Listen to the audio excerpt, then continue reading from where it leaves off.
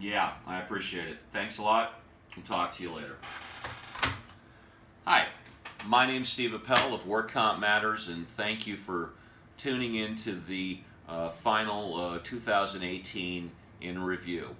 During this show, Mike, Robert, Ted, and myself talk about all the events that we liked and didn't like in 2018. Now here's the show. Stand by SOT1. Standing. 10 seconds. Ready, rollin'. Ready, SOT1. Ready. In 4, 3, 2, 1. Roll in.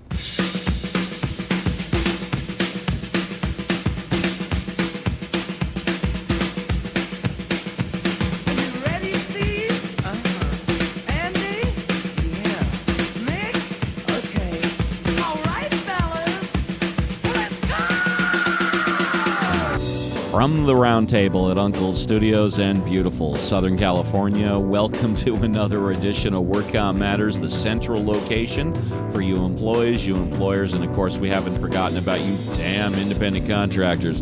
My name is Steve Appel, and I'll be your host for the next 2 hours with some talk, news, and hopefully some answers about Work Comp Matters. Thanks for being part of the show, and if you can break away from your Work Comp Matters, feel free to give us a call and clue us in with your questions, comments, and or concerns. The phone number worldwide, 818-357-4120. You can send me an email to wcexaminer@aol.com. You can be old school. Send me a fax, 818-475-1437. With me in studio, my right-hand man, the Chief of Staff, Dr. Mike Zyma, the best-dressed man in California workers' compensation, Mr. Ted Durden, my protege, attorney Robert Ozeron. Scott Walton of Uncle's Studio is on the board taking care of technical difficulties.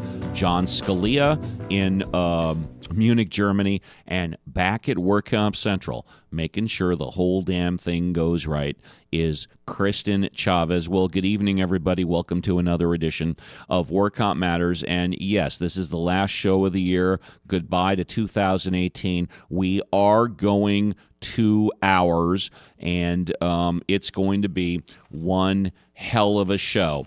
I hope everybody had a happy and safe Merry Christmas, and I wish everybody a happy and safe New Year going into 2019. We are brought to you by A1 Law. If you want the #1 computer management system used by more workers' compensation attorneys than any other case management system in the damn Kuiper Belt, you give me a call at 818-357-4120 for your no-strings-attached money-back guarantee, $1 a day, A1 Law. And if you want those hard-to-get, sold-out, even front row concerts, sports, theater tickets, give my buddy Brian a call at Santa Monica Tickets, 310-395-8587. And now here's a little something from ABC Rugs. ABC Rugs has been in the business of manufacturing and direct importation and exportation of Persian and Oriental rugs for more than 39 years. ABC Rugs is a direct importer and wholesaler of antique, Moroccan, Oriental, and Persian rugs. Established in 1978, ABC Rugs is definitely old school. 323-897-5444. That's ABC Rugs. 323-897-5444. And there goes ABC Rugs. Well, what can I say? The show with Kristen Chavez last week was absolutely fantastic. Excuse me. Yes. I think you misidentified the sponsor. I did? Isn't it A1 Rugs? Nope, it's ABC Rugs. My bad. That's okay. You're entitled to be a ding-a-ling once in a while, just like me. I want to thank Kristen Chavez, the president and CEO, for coming on into the studio, piercing the Chinese wall. It was absolutely fantastic. And essentially, we have completed the 2-year contract. This will probably be the last time I say this. A little over 2 years ago, I had a handshake agreement with Work Comp Central to do 52 podcasts within 52 weeks. After the first year, or during the first year, they renewed us for the second year, and we have now completed the contract. We have finalized. I think we've done a total of about 102 shows, maybe 103. We might have missed one. it's been fantastic to do business with WorkComp Central. So far, they do what they say what they do, and I love to preface that. I believe I have done my best to put on a professional, entertaining, and informative show. Now, WorkComp Central has not agreed yet to renew us for a third year. However, I think they will. But my gut feeling tells me they do not want to do it on a handshake agreement. They want something in writing. And you know what?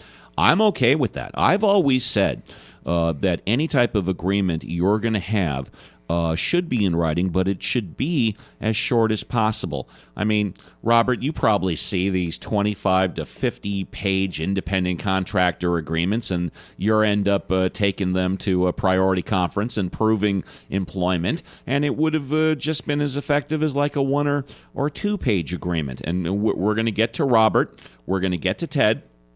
We're going to get to Mike in a bit, and they're all, in addition to the news, which will be coming up about halfway, they're going to hopefully be talking about what they liked, what they didn't like, and what they're looking forward to in 2018, 2019. Speaking of the news, coming up, we've got Trump's border wall news. We have Donald Trump and the First Lady going to Iraq, which I believe is the first time in 70 or 80 years that a first lady has actually gone into a war zone. When W showed up that time, he was without his wife. I believe. That's true. Yeah, that is the very first time. But it's it was the just first time that Trump did it since he's been president to a combat zone. Yeah, it was just a stopover though. They just didn't leave the airfield. We'll Well, see also where else they're unannounced, I going. Yeah. understand. Well, of He course, just kinda you showed can't up. announce something like that. Yeah.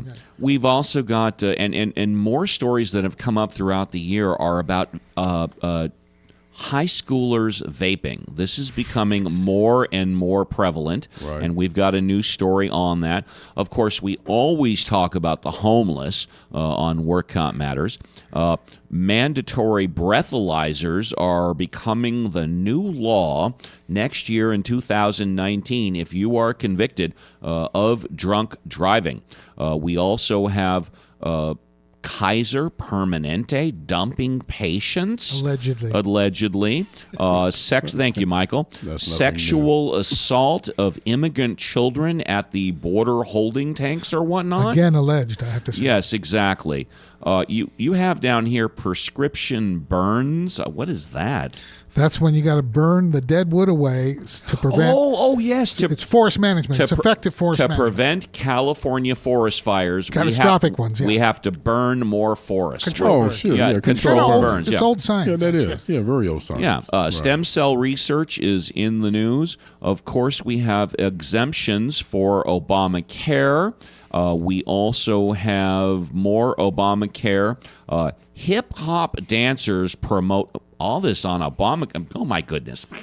Who wrote this news, Mike? I believe it was you. It's an Obama-palooza. Well, we're going to talk about Obama-palooza. We'll talk about Obamacare being unconstitutional, right? That was a federal Texas judge. What a nonsense decision that was. and- It's already been decided. I think, I think it is unconstitutional. Stare decisis. It's already been. Tell you what. Well, no. We'll do the news story, and then we'll comment on it. But what I'd like to do is to spend the entire show talking about 2018. And I've taken down a lot of notes about the shows that WorkComp Matters did all of this year.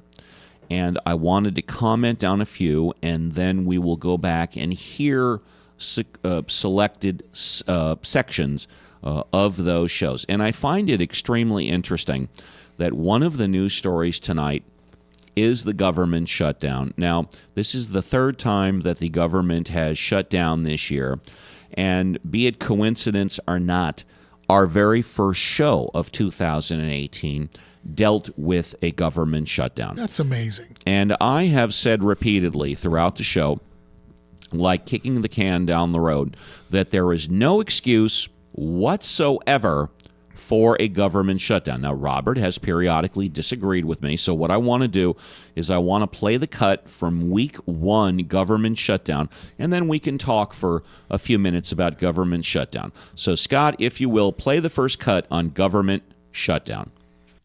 Well, friends, this is exactly what's going on with the government shutdown today.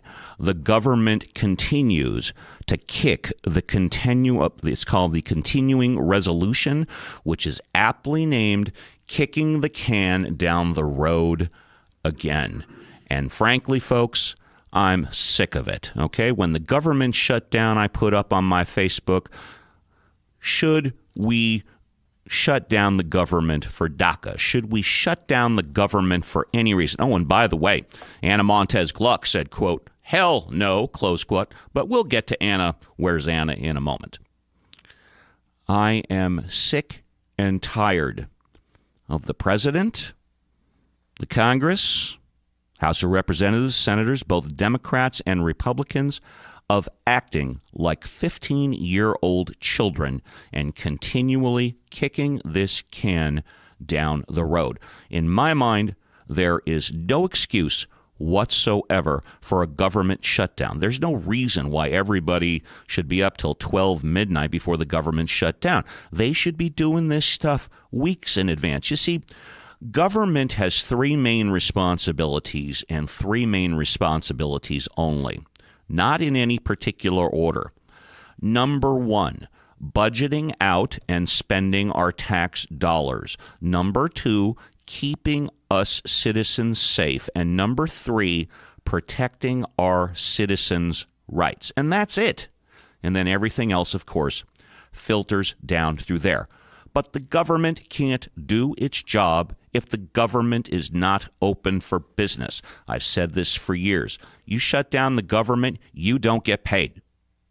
There is no reason why any senator or any representative, well, the president doesn't take a salary now, so it don't matter anyways. Trump doesn't need it.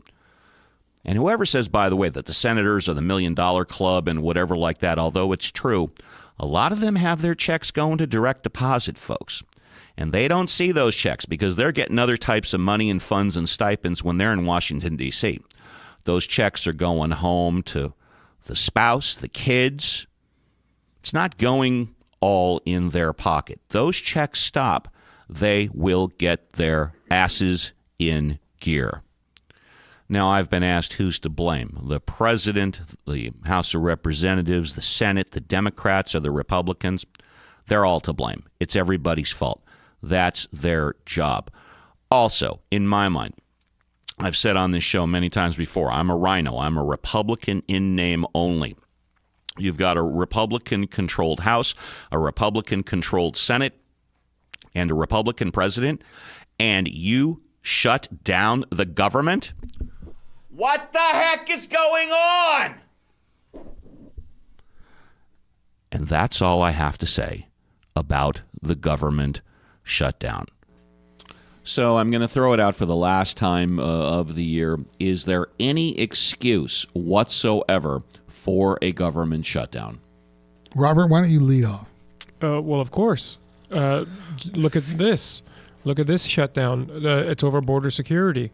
People wanted border security. They voted Trump. And this shutdown is in direct rejection to that by the Democrats. So you're saying Trump's acting reasonably?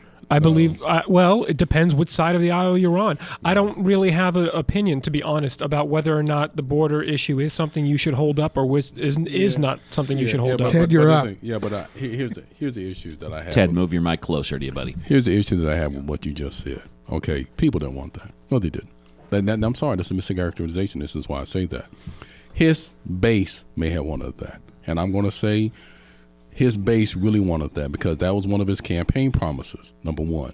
Number two, I think the majority of Americans that did vote for Trump, they voted for him because he was a change agent. That's how he characterized himself, as a political outsider who was going to go to Washington and shake things up. Well, how is this issue polling now? Has anybody heard or seen a recent poll? Yeah. Steve Appel took a poll, and 99% of the 800,000 federal employees are against a government shutdown. Well, not about the shutdown. I think he means about the border, right? The border wall, Mike? Correct. I'm talking about the poll I took. You know, with the border wall, Mike, I don't know if you can get in a poll out there that someone would actually believe. Because of the media, it's right? all over the place. If you were a Republican and you saw the poll said that you don't want a wall, a popular majority, they would say that it's he got media. elected on this platform. I don't believe that was part of his platform. I don't believe anything out of Trump's mouth until I verify it first. And most people don't believe anything out of the left-wing media. So even if you saw a poll that said people don't want it, Trump would say that poll is not reasonable. It's not an accurate poll, and we do want it. I tell you one thing. So you don't know. I tell you one thing that I think all of us at this table can agree upon. One thing, that the most important thing that's on Americans' minds nowadays is jobs, and the economy. Stupid. Exactly. That's number one. Yeah. That's always number one. That's always number one. And so, again, for him to give priority over this wall above everything else is just ludicrous in my opinion.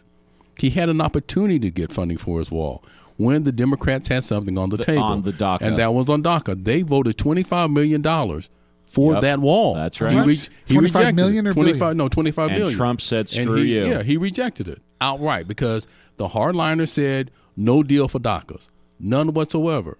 And they even tried to bring that up. So they linked it. Yeah, and they even tried to bring that up recently. So, previously the Democrats had voted for funding, but it was nowhere near $5 billion. It was nowhere near $1.3 billion. It was $25 million, but it was something. I'm going to give it to Trump. Right. He has not dropped that immigration wall issue since his inauguration. Most presidents move on to something else when they reach a lot of resistance. This guy has been a bulldog, okay? Well, I think it's the last issue that he campaigned on that has not been resolved one way or the other. If you're going to look from a liberal point of view, not generally liberal, not leftist, liberal. Okay. Trump has been very liberal. He's had the criminal reform. Right, that's true. That was huge, and then he had the mothers. I believe the pregnancy, the leave, the for women. He signed it into law. Correct, based off his daughter Ivanka's insistence. Right. So, and I think there was something else. Oh, he's pulling the troops out of Syria. He's ending war. Thank in the goodness. Middle East. I'm sorry. Folks. Either way, we have a news story. We have a news story on that. But I want to throw this out to the table. Is it really Trump's fault that the government is shut down? Because my understanding is if the House of Representatives and the senators get a supermajority, they don't need Trump's approval for funding the government. But they didn't get a supermajority. Well, that's true, but the only reason I laid it at his feet is because he said he would probably shut down government if he didn't get his wall.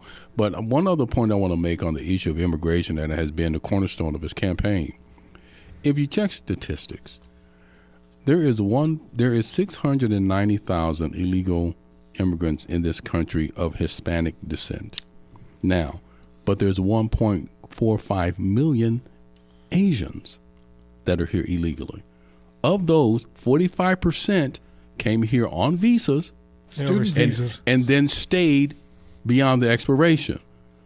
And then if you even look at it from a Canadian perspective, we have 100,000 of them here illegally. And are the majority of the Asians entering the Bay Area, which may have something whatsoever with the Bay Area being so pro-immigration? I don't mind the Canadians. The Canadians, I know the Canadians. Let me just tell you, they are all very much... Do you speak Canadian? Well, I do, And let me tell you... Do they suffer work-related injuries or what? No, they're not here. They have to work legally, so they have to get work permits. So that's why they're not like illegals. He doesn't make a big stink about them because, they're not from shithole countries. No.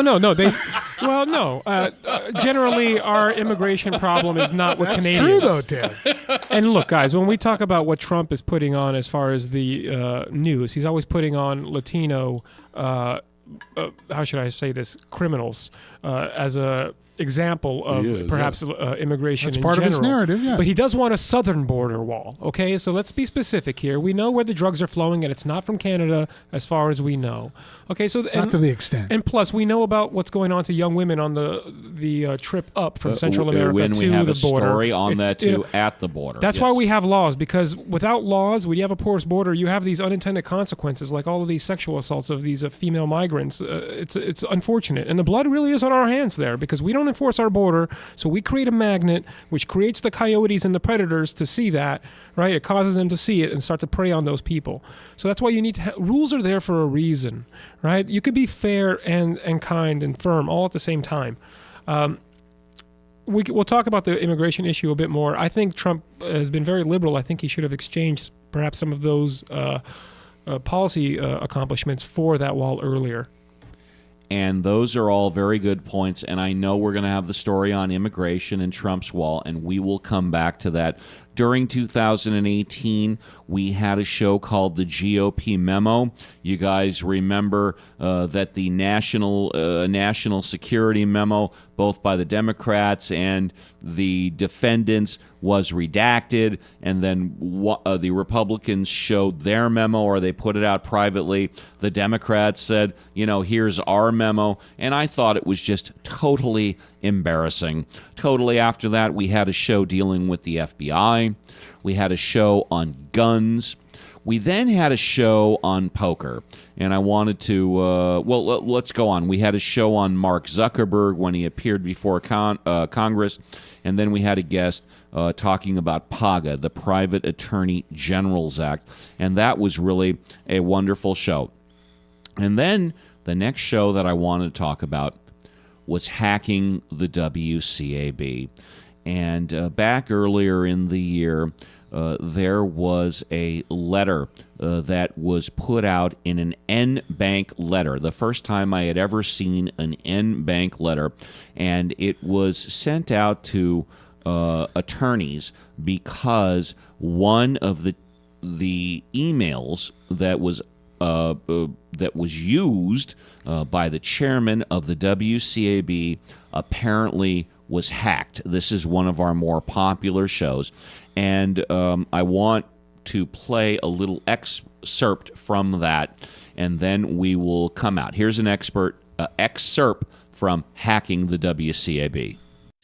The Workers' Compensation Appeals Board commissioners have sent an in-bank letter dated February 18th, 2018, addressed to Attorney Mi Kim of the Department of Industrial Relations Fraud Unit and Attorney Kim Card of OD Legal, claiming that Kim has accessed at least one email thread between Catherine Zalewski, chairman of the Workers' Compensation Appeals Board, and Vanessa Holton, the general counsel for the State Bar of California. Attorney Holton, who used to be with the Department of Relations, has confirmed she did not forward the email thread to Mi Kim, and Kim was not a party to the email thread. Because the email in question came off of Holton's personal AOL account, and I didn't know anybody else used AOL besides me, the commissioners have concluded that Attorney Mi Kim somehow accessed or hacked or caused to be accessed or hacked into Chairman Zalewski's DIR email account. There has been an immediate response from Kim Card. I'm not going to read the whole thing, but it's posted on my Facebook. And the commissioners asked her a series of 10 questions, and she addressed questions 1 through 8 as follows. I am not authorized to address questions I am not authorized to address questions 1 through 8 in your letter, and ask that you please address these questions directly to Director Christine Baker or Secretary David Lanier. As far as questions 9 through 10, she essentially says, I saw nothing, I know nothing, but obviously I will 100% cooperate in any way I can.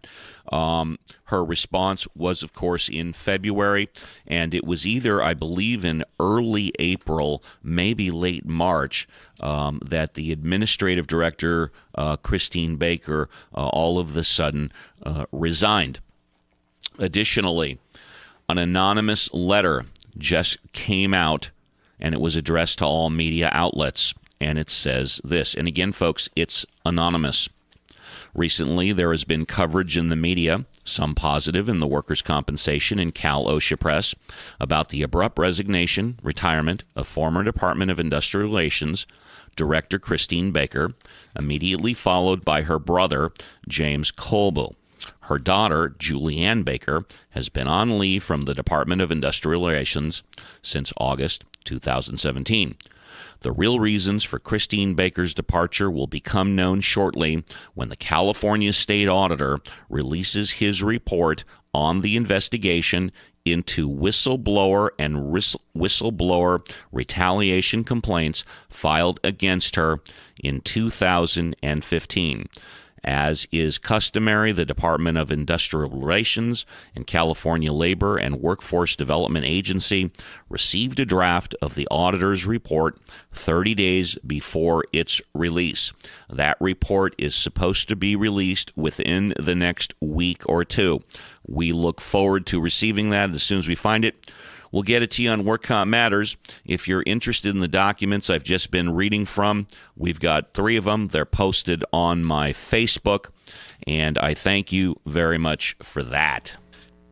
And I got to ask everybody, how much are you concerned about hacking and your emails being hacked? I know whenever I access my bank accounts from my computer, I am concerned that it's not as safe as it should be. What do you guys think? Now, I know for a fact Mike he does as little of this as possible For that specific reason. Yeah. Well, boss, what are you talking about? Are you talking about identity theft overall, or are you talking about just getting your emails hacked? Because there's a huge gap between the two. I'm concerned about everything in addition to spending your money online with credit cards, getting your credit cards hacked, and having some Tom, Dick, or Harry in another country spending all of your money. Yeah, I do have some concerns about it. As far as banking is concerned, I don't do any banking on my computer. Interestingly enough, I only do it on my phone. I don't do it on my computer. That's the same thing.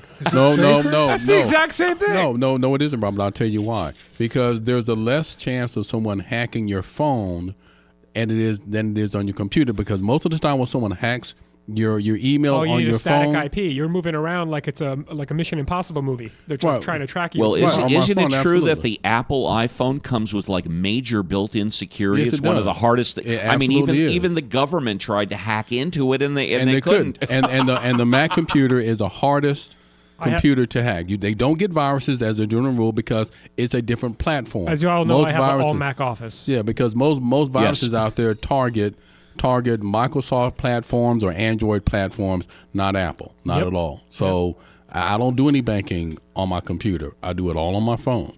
Now, I do have some concerns when I purchase things online. I do as minimal amount as I can online. I think this year probably marked the first time that I bought things online on 2 separate occasions, and that's it. I'm still old school. I still do brick and mortar. Robert, have you been hacked and had some of your dough stolen? That's so funny. No. Well, firstly, let's take this piece by piece, okay, guys? So, boss, your credit card's being hacked, all right? You do know that if you have a credit card purchase under your name that is not made by you, you can call the credit card company and they will nix it in the fact that you will not have to pay for it. So I wouldn't worry too much about that. Second, I do run an all-Mac office, so I think it is more secure than a PC platform. I did that originally because the PC, it felt less secure from all the pop-ups, if you guys were familiar, if you remember all those things. I mean, now I know that the PCs have taken care of that more, but back then... So is your Mac easier to use? Much more intuitive. I believe a lot of the PC software has gone towards the direction that Mac had. But then again, didn't Mac steal all their ideas from Bill Gates, and that's how it worked anyways? So either way. And And I've never been hacked. And much less that, I do all my purchases online. Every the form is already pre-saved. I just double-click. We'll talk about hacking a little bit else because I have had my emails arguably hacked, but I don't know what you're going to find in there. So good luck. All right, and all good points. We've got a lot of stuff crammed into this show. Believe it or not, it's 2 hours. But I want to get to some news. What can I say? He's been with me at least on the... Well, everybody here has been with me for 2 years on the show. But he's my chief of staff. I've known him for over 20 years. He's a Juris Doctorate, and he keeps me in check and out of trouble, hopefully at least 90% of the time. With the first news story of the night, Dr. Michael Zyma. Thank you. Border wall news. President Donald Trump says he will do whatever it takes to get money for his proposed border wall. A partial government shutdown entered its fifth day Wednesday as lawmakers in the White House disagree on whether to fund the barrier. Democratic leaders and the White House appear far from an agreement on reopening the government as Democrats get set to take a House majority on January 3rd.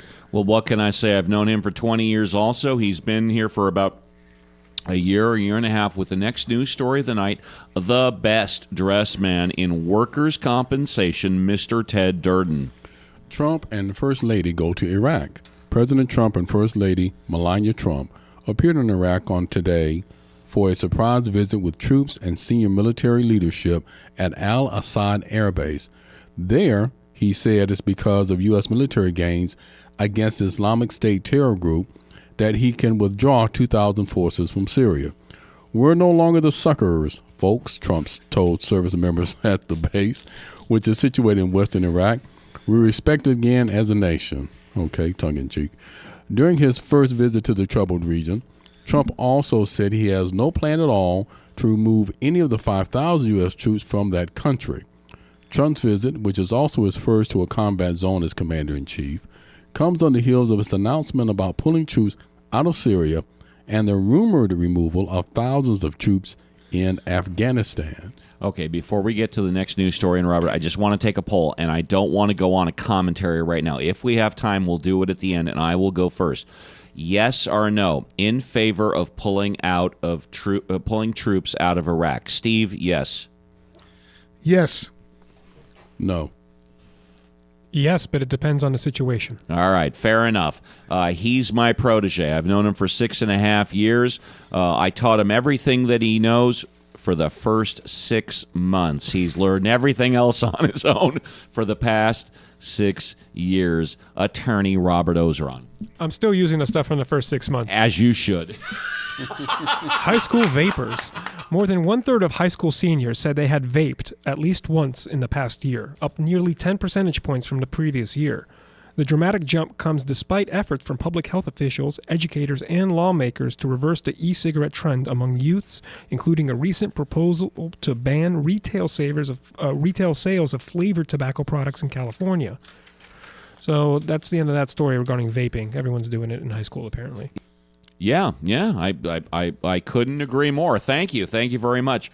We've got more news. We've got more comment, hopefully some answers, as well as more takes from the shows earlier in 2018. My name is Steve Appel. You're dialed in to Work Comp Matters. We're brought to you by A1 Law, Santa Monica Tickets, and, of course, ABC Rugs. We'll be back after this musical break.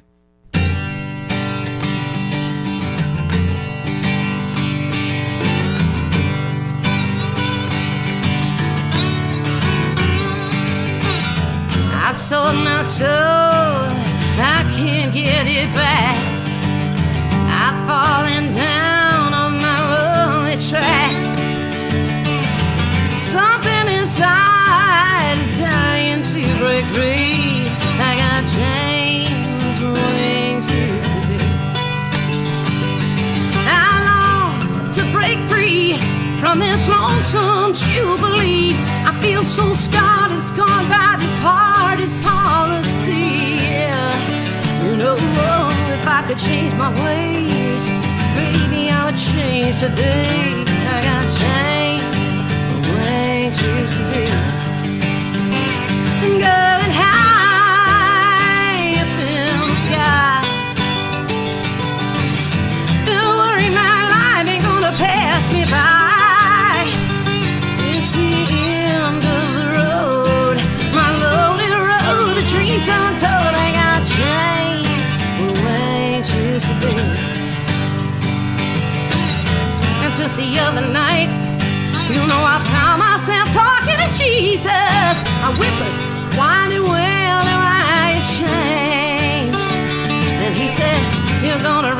free as long as you stick with me.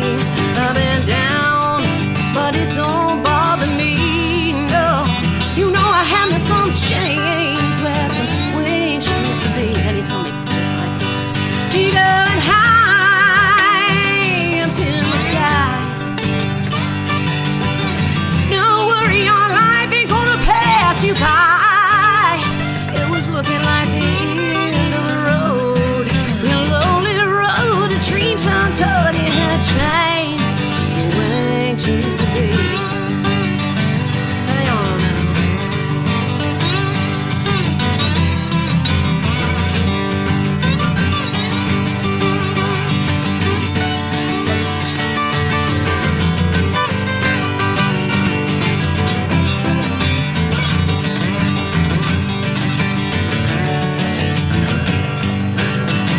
You get high up in the sky.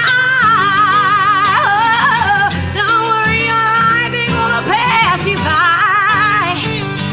It's the end of the road, your lonely road. The dreams untold, they got changed the way it used to be. I don't mean to sound corrupt, but I've fallen, now I can't get up. I don't mean to sound depraved, not a straight line to my grave. Chains the wings used to be. I got chains where wings used to be. Something inside was dying to break free. I had chains where wings used to be. I learned you gotta keep changing. Take it from me.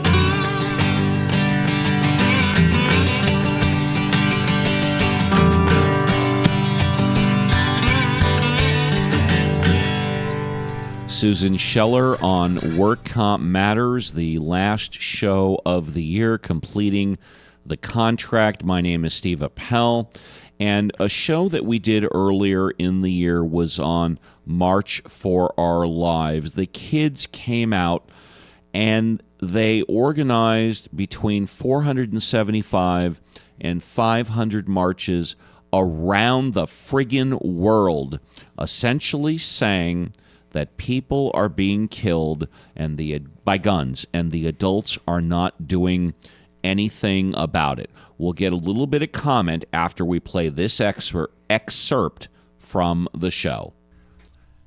This past Saturday, I was on my computer, I was watching TV, I was listening to the radio, and I was absolutely fascinated. It was so encouraging to see that these children, these kids, were doing things that adults have been unable to do for years. And by the way, folks, when I saw this happening on Saturday, I posted on my Facebook, "This is awesome. This is fantastic." And some people agreed with me, but a lot of people said, "Oh, Steve, you don't know what you're talking about. These kids are being manipulated?" Thank you. These kids are being manipulated by the liberal left. These kids are puppets. These kids don't know what they're doing. I got news for you, folks, my friends. These kids know exactly what they're doing, and the message is clear.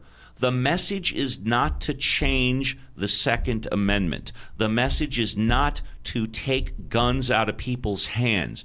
The message is that children are being killed and something has to be done. We've waited for our representatives. We've waited for our parents. We've waited for our adults. We've waited for everybody else to do something, and nobody is doing anything. Therefore, we are going to take charge, and we are going to do it for ourselves. And by the way, no violence occurred. No windows were broken. No rocks were thrown. Hundreds, 540, 440 marches took place around the world within the United States. and no one got hurt. I did not hear one report of anybody getting hurt. Now, actually, pardon me, no, not a single report of anybody getting hurt. Folks, this should be a lesson to us adults.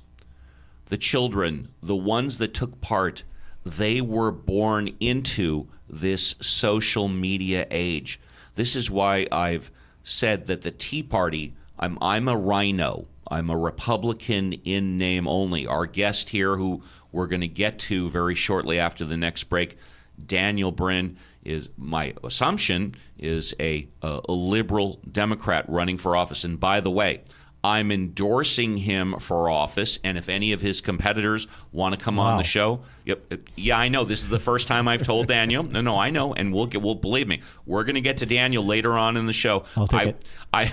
I'm not going to be grilling him, but I'm going to be talking to him about all the topics involving California Work Comp Matters. Trust me, folks. But believe me, I am on such a natural high that all of us adults should take a moment and see what these kids have done and use them as our example, as that you can throw millions, if not billions of dollars at a problem and not get anything done. But if you know how to mobilize, if you know how to organize, you can get stuff done very inexpensively. Now, yes, it's true. There are confirmed reports that George Clooney and Oprah Winfrey helped finance, along with other people financing. But a lot of these kids ran their own GoFundMe pages. $10, $20, $50, $100. Some of them got $1,000. And what I also find shameful, any of you adults, or anybody for that matter, that are picking on these individual kids because maybe what they're saying individually, you are not addressing the message. The message is not to take our guns away. The message is not to change the Second Amendment. The message is not to disarm. The message is that children are being killed and nothing is being done about it. And these kids want something done about it. And I totally agree, and I totally support it. And I was speaking to Mike a couple of days ago, and I was telling Mike how I felt and what we can do. And Mike said it so succinctly, how do we feel? And I'm going to do it right now. I'm putting my fist in the air. And as I said before, it was a beautiful thing, and I still remember that day when I went to Mike and I said, what do you think about that? And he just put his fist in the air, and I think it's beautiful. And we'll just take a minute or two, really short.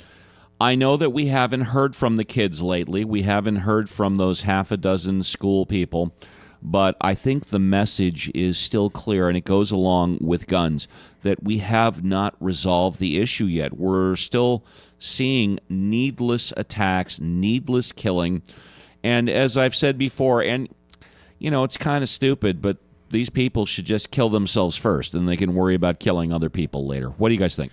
Well, I'd just like to mention for the record that one of the leaders, one of the boys, just got accepted to Harvard University. Not on his academics, on his politics. There was some pull there. That was correct. Robert, you can't tell me. I'm very aware of David Hoag's application. There was some kind of I'm pull on there. Instagram. I'm very aware. Robert, you really think people are accepted without consideration for other factors?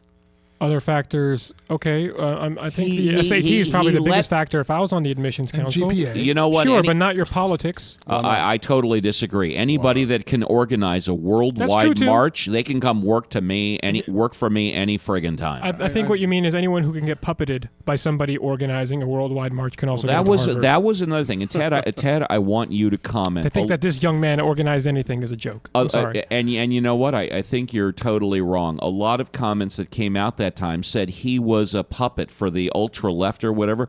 I don't agree. I think these kids knew exactly what they were doing. Ted, go ahead. I agree with the $100,000. I mean, what we're talking about is young people's lives who have been being needlessly taken by gun owners. That's what we're talking about, Robert. So I applaud Harvard for bringing that sort of diversity to their campus, because diversity does not only exist ethnically.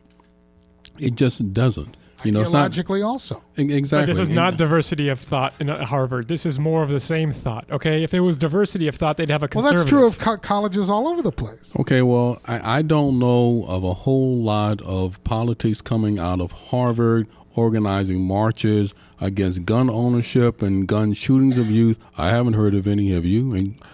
See, Harvard and the intellectuals at those Ivy League schools, I believe, are very far left generally. All over the U.S., not just the Ivy League. Well, I don't know That's about. true. Is it true, Mike? I know in Yes. California and the Ivy League. That's what I'm aware California's I heard different. I know a guy that went to the California's Naval Harvard's- Academy, and he Harvard's- told me he was there also. Harvard's main competitor is Yale, and they are traditionally conservative. Come on. of. So we're talking about politics Not their versus. politics. So this is the hypocrisy of the far left we're all aware of, right? It's a lot of these old white men in the ivory tower who supposedly love diversity and all of these things, but in actuality, they're the same people who are sexually harassing women and then starting the Me Too You movement. mean like It's Trump? Hollywood. It's You mean all like Trump? Hollywood. It's all a show. Trump's in the ivory tower. Look at where he comes from. Yeah, but you know what? He knows all the first names of all the cab drivers there are a lot and of the people in the ivory tower that delivery suffer from drivers. foot and mouth disease. But being that as it may, the point is this: you can't just say all of those that are living in the ivory tower are all left wingers, because they're not. No, they're not. I agree with you. Okay, They're not. so- Most of them are, though. Well, No, I okay, would let's disagree say with I that don't too. know we can about agree, that either. disagree with across- that. Yeah. Let's I'll at least disagree stick with to that. academia. In academia, we can believe generally there's a far left tinge. Correct? I think that's generally agreed. Absolutely. Okay, especially in the higher levels of academia. Absolutely. And I think this is only proven more by the fact that David Hogue, as far as we know, did not have the GPA or the SAT to get into Harvard on his own merit that way. But through his politics and his platform, I don't think he his got in. motivation was to get into Harvard, to tell you the truth. And you Well, he know got what? rejected from UCLA and UC I say Berkeley, right? good. Obviously- I say good for Yeah, he him. did. Obviously- Outside the box. Good Obviously for not. him. Obviously not a fan of risky business. Well, I like the scene where you're right when you come into the living room with the shirt, right? You know, With the- I'll- that's it. I like I'll that say one thing. When you talk about this subject and when you talk about guns, you're going to get some very strong opinions and you're going to get some anger. And we did a show shortly after March for Our Lives called Anger. I had a guest that was going to come on the show. She flaked on me once, and I agreed to have her on again, and she flaked on me twice. And I had no problem whatsoever saying, I am pissed off. So here is a segment from a show that we did on anger. I'm going rogue tonight. I am PO'd. Basically, I am pissed off. Fool me once, shame on you. Fool me twice, shame on me. We had a guest that was coming in, and she not only flaked on me once, she flaked on me twice, and I am pissed. Boy, I'll tell you, you try and do someone a favor. I mean, it's like, hey, Steve, can you help me out? Now, it wasn't help me out, can you be on the show? It was like, hey, Steve, I've got some questions about work comp. I'd like to improve my practice. Can we sit down for a bit and talk it out? Heck yeah, come on the show. Let's talk. Let me interview you about what's going on. Let's go out for drinks after the show. Drinks are on me, and I'll tell you anything you want to know. But instead, not twice, but not once, but twice, she cancels. I mean, talk about see you next Tuesday. I really can't believe it. Well, I was wondering why you were particularly crabby tonight. And, Yeah, we were, and here's the answer. I mean,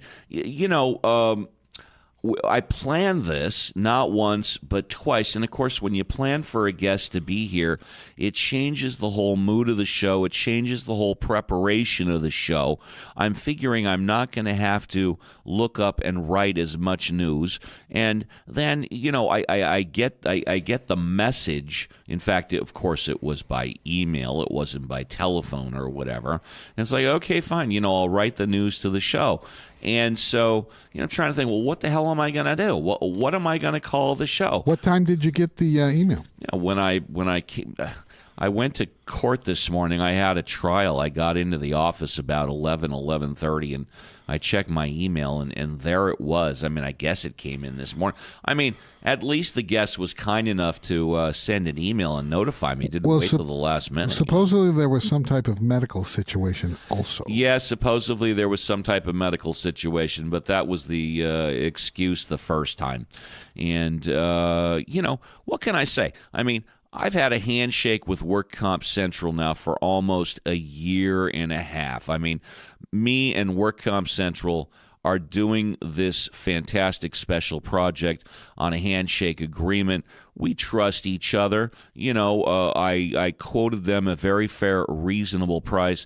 They pay me reasonably on time.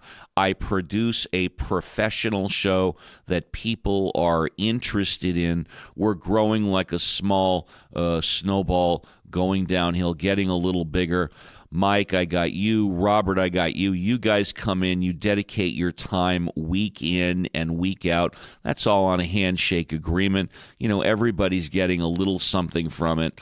And then, well, you know what? Maybe this is just my therapy. Work Comp Matters is my therapy to come and scream at the world for being screwed. What can I tell you? But you know what? Overall, this is fantastic. I wouldn't have it any other way because there's no way to appreciate the highs so much until you first experience the lows. And you know what? That's just life, baby. That is just life. I do my best to keep my emotions or my excessive emotions, my anger, out of my business, but every once in a while, of course, it's going to creep in. I want to throw it out to the table. In this business of workers' compensation, employment, labor law, and us being Robert, the attorney, the rest of us representatives, how difficult is it to keep your emotions out of your work? Leave your personal life at home. It's got to creep in sometime. Ted, I'll throw it out to you first.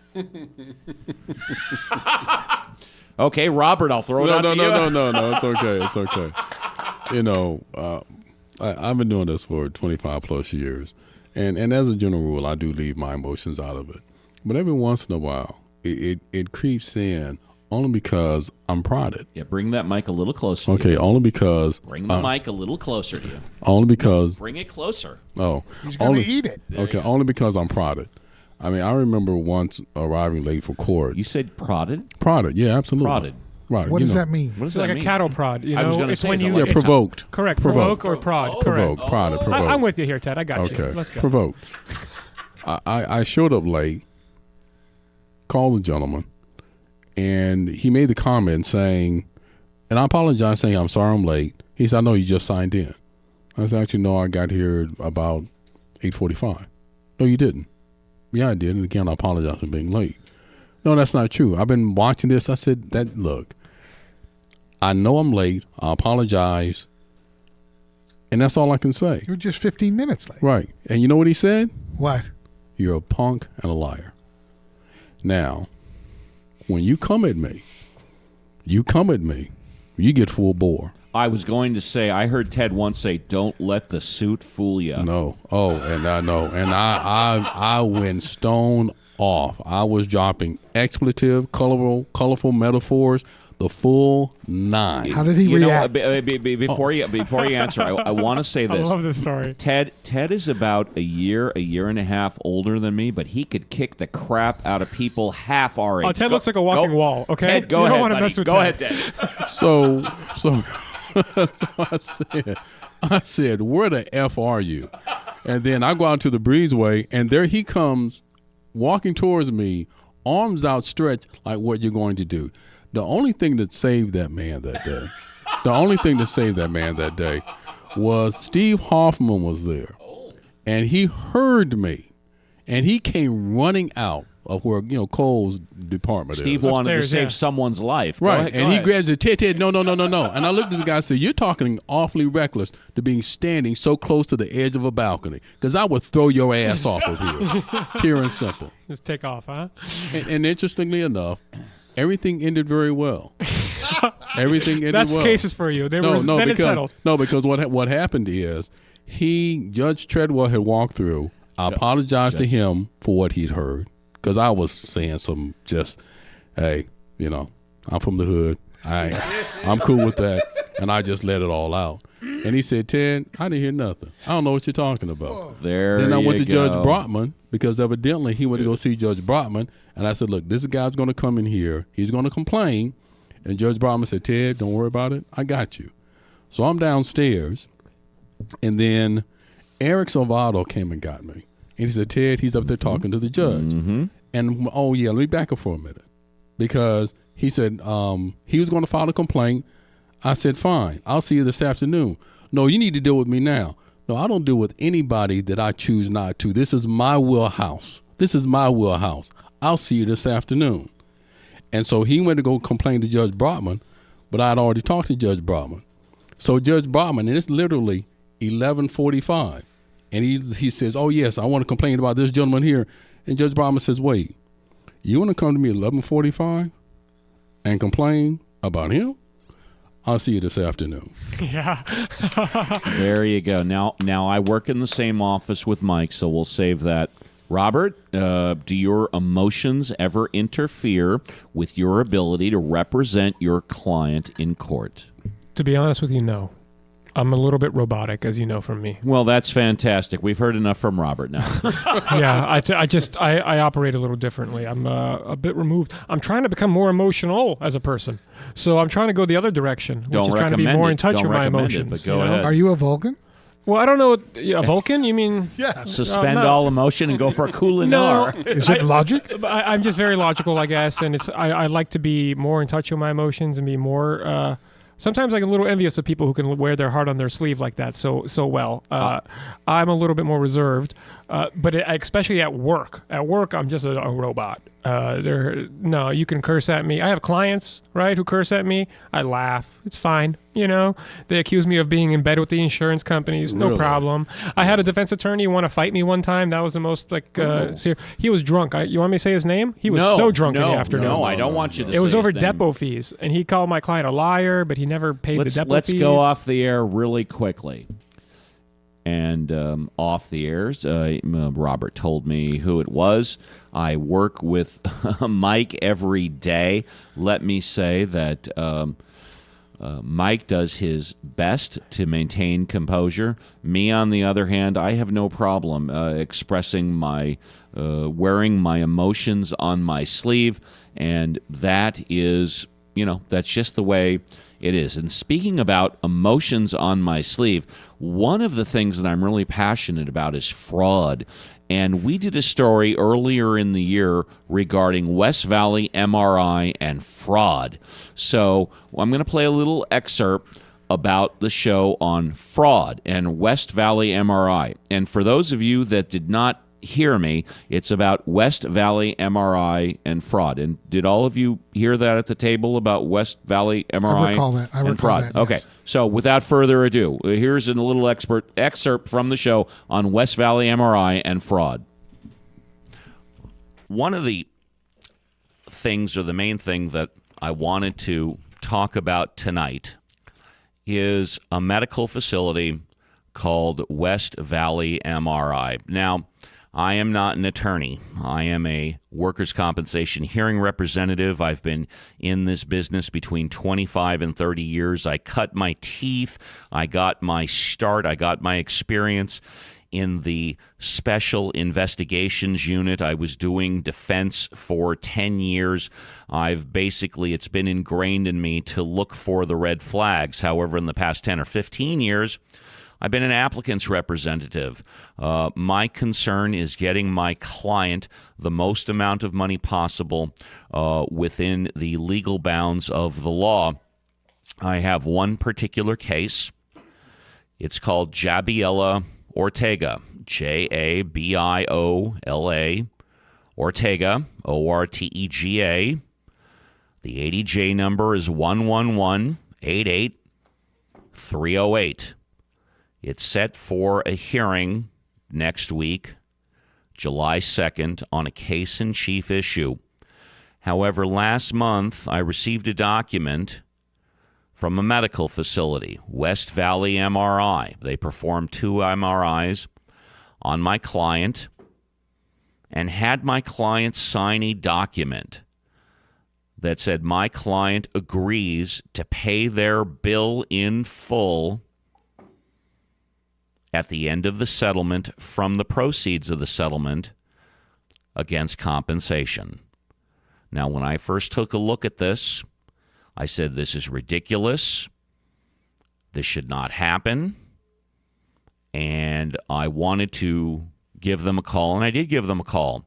And I said, you can't do this. And they said, yes, I can. And I said, I want you to rescind this agreement, or I'm going to address it with the Workers' Compensation Appeals Board. And they said, you can't do that because we have not filed a lien. The board doesn't have jurisdiction. And I said, yes, I can do this, and I will do this. And I went off and filed a petition per Labor Code 3751 and based on the Bell v. Samaritan Medical Clinic District Court of Appeals case, which is still good law. I filed a petition with the Workers' Compensation Appeals Board asking the judge to order this medical provider to pay my client 3 times the amount that they had my client sign and agree to pay them from the proceeds of the settlement. Now, I'm not a defense rep anymore. I don't have millions of dollars at my disposal. I don't have an SIU department backing me up. I don't have an investigation department backing me up. I'm just a small little mom and pop shop. Fraud is everybody's business, including mine. And it's something that none of us should stand for in our community. We see each other every day, and something like this should not be stood for. And I have no intention of standing for it. A couple of weeks ago, I posted publicly on Facebook about the facility without naming the facility's name. And in the past couple of weeks, I've gotten responses from applicant attorneys, defense attorneys, lien claimant representatives, and other people in the industry asking me questions and asking me what's going on. And I've been communicating with people of what they plan to do. And I found out that a lot of people have been receiving this type of document where rather than filing a lien, rather than paying the lien fee, it appears that this medical provider and other medical providers believe that they have found a loophole in the system where they can just go ahead and, without contacting the applicant's attorney and the applicant's representative, convince the applicant to sign away their future proceeds. Folks, this is not the way the system works. And this is not the way the system is supposed to work. And this is something that I have decided to put my foot down and take a stand. You are more than welcome to contact me if you have any questions, comments, or concerns regarding my feelings on the issue, regarding what happens on the issue, and just about any workers' compensation issues at all, be it fraud or not. You know, I went to the board today. I saw Ted. I saw Robert. I went ahead and had one case on calendar for an MSC. I settled my case. The defense attorney and I had had legitimate discussions for a very long time, and we were able to work it out and settle it. Ted had been representing to me on another case, and he had had discussions with the defense rep for a very long time, and we were able to settle that case. And then, of course, to culminate the end of the day, I get a call from a defense attorney on another case that I've had for 4 years, where we've got an MSA that's over $100,000, and all my client wants is $24,999. We've made that demand multiple times. And over 4 years, the 8th and most recent defense attorney on the case calls me up and says she wants to settle. And, of course, my first question is, well, how much authority you got? What are you offering me? She goes, I don't have any authority. How can you now? Maybe it's just me. Maybe it's just the mood I'm in. Maybe it's just the day it is. We're June 27th here. But how can you, with a straight face, call me up, sincerely say you want to settle a case, and not even have a single dollar in authority? Now, of course, I'm not saying that's fraud. I'm just saying, in my mind, it's disingenuous. And, of course, that was me, so I couldn't agree more. Really quickly, Ted, at least now, represents West Valley MRI. At the time we did the show, I don't believe he did.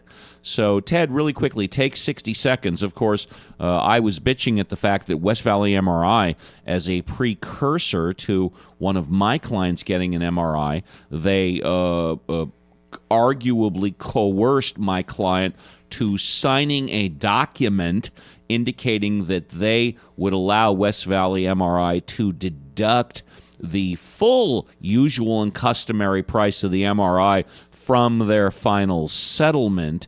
I presume you're not, when going to negotiate that bill, you're not asking for full and final. I'm assuming you're asking for fee schedule plus penalty and interest. Well, that's what I and that's what I did that day. Actually, I don't represent them anymore. I did. Oh my goodness! I did for a couple of appearances, and that was about it. And after I became aware of exactly what they were doing, I told them, I can't represent you anymore. What you're doing is unethical. It's just unethical. I can't do that. What did they say? Can you say? Well, they weren't happy with it. They kept trying to convince me otherwise. Know if Ted got paid for his services. Oh, that's all I care about. You know I got paid. You know I got paid. If it don't make dollars, it don't make sense. If it don't make dollars, no. You're going to pay me. You're going to pay me. There's no get around. For free to There's court. no get around. I mean, yeah. I think it's time for a couple of quick news stories. Mike, I think we're at news story number 4. So why don't you go ahead and read news story number 4. Shelters aren't providing the needed respite. 70% of homeless folks who had experienced shelter stays reported that they sometimes felt so tired that they could not function normally during the day, according to a 2011 study conducted by the House the Homeless in Austin, Texas. Yet the simplest way for people to drastically improve the quality of their lives, according to Bobby Watts, Chief Executive Officer of the National Health Care for the Homeless Council, is, quote, get more sleep, end quote. We've always done shows on the homeless at WorkCom Matters, and we can intend to do more shows on the homeless. Actually, about the homeless, real quick. Because this ties into our workers' comp. Yeah. You guys know, for people who are doing those psych cases, and we're talking about severe depression and their GAF is very low, severe, very strong antipsychotics and other medication move you on that GAF score at most 2 to 3 points. Which way? Better, up. Okay. So it decreases, right? Okay. So if you're at like a 45, well, you'll go up to Laura 47, Wilson's 48. been on the show, and we'll talk about that. But she is a Voc rehab extraordinaire, and she said that if you're permanently on antipsychotic medication, you arguably are 100% because you can't work. Well, maybe, but that's a different issue regarding the sleep. Do you know that one full night's sleep, changing your sleep cycle, that is, to make it more healthy, will move you up to 15 points on that GAF scale? It's 4 or 5 times more effective than the most serious antipsychotic that you can be prescribed. That is a fantastic lead into next year, 2019. We should have an expert on permanent disability. Get one of the permanent disability raters or come in to talk about sleep. Well, yes, we're not talking about LaBeouf generally. I'm talking about just general mental health. And a lot of homelessness, of course, and mental health are just an intertwined issue, of course. And to increase mental health or to help people more, it's not just about throwing pills down their throat. A good night's sleep is far more effective than any no question medication. about and it. This is proven. When I don't get 5 or 6 hours, I am effed up the next day. Totally. Who's got the next news story? Also, just separately, if somebody has a mental illness and you want to try to see if make it come to light, all you need to do is deprive them of sleep for a little bit, and they will their psychoticness, whatever they have internally, will make itself known. It will become apparent. I need one more news story, then we're going to have a musical break. I'll do it. Okay, mandatory breathalyzers. On New Year's Day, California joins the majority of U.S. states And I couldn't be happier. Please continue. that require people convicted of drunken driving to install ignition-linked breathalyzers in their vehicles. If the devices detect alcohol above a predetermined level, the cars don't start. I have an interesting comment on Well, that. let me take a poll. In favor of or not? Me, yes. Mike? Yes. Ted? Yes. Robert? Man, No. I don't. I don't even know. I Okay. don't know. We I'm don't. sorry. We don't even have time Oh for my that. God. I right don't now. even know Oh where to my begin. God. I have to think about it. I don't even my drink. God. Sure, if No, you guys that's want okay. it, you got it. I have no opinion. You know. It's perfectly okay. And Ted, I'm sorry. We'll get to your story in a little bit. Right now, it's time for our musical break. He's La Familia. He's Glenn Laughlin. He's the Cherry Blue Storms, and baby, he's a rich man. How does it feel to be one of the beautiful people? Now that you know who you are, what do you want to be? And have you traveled very far? Far as the eye can see. Baby, you're a rich man. Baby, you're a rich man too. You keep all your money in a big brown bag inside a zoo. What a thing to do. How does it feel to be one of the beautiful people? How often have you been there? Often enough to know. What did you see when you were there? Nothing that doesn't show. Baby, you're a rich man. Man too. You keep all your money in a big brown bag inside a zoo. What a thing to do.